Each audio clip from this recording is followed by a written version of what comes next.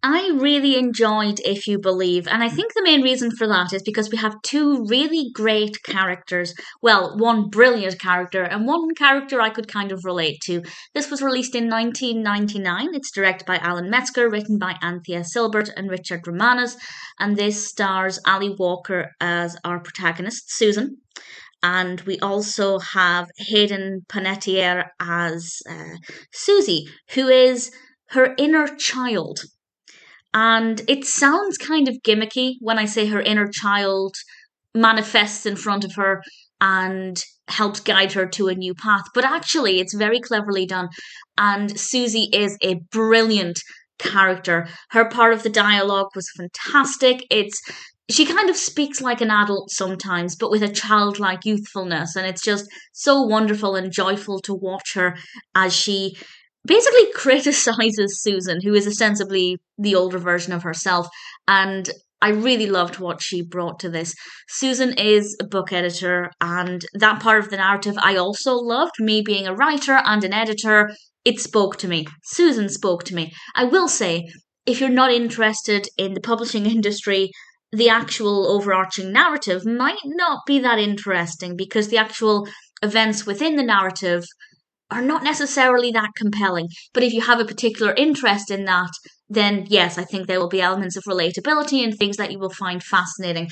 So I will say it's probably not going to be for everybody because it's not the most gripping, it's not the most fascinating, but if it speaks to you on a specific level, then absolutely, I think you'll enjoy it. It's a much easier watch than I expected, going into it just based on the information I had and also the design of the poster and things. It looked like it would be a really emotional story that would tug at the heartstrings, but it isn't. But it is a very well written, well crafted narrative, even if it isn't the most eventful.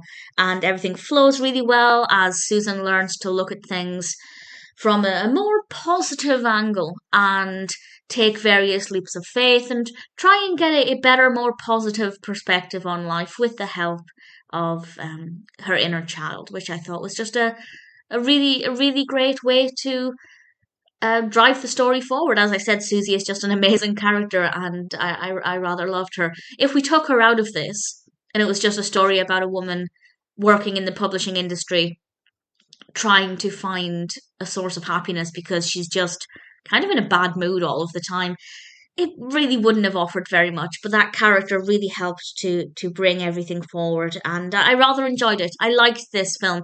As I said, the narrative's maybe not the most compelling, but the characters, particularly Susan and Suzie, are brilliant. Really liked those, and because of that relatability, it spoke to me on several levels. So if it sounds like your kind of story, I think it's definitely worth checking out. It is a Christmas film. I don't even know if I mentioned that aspect.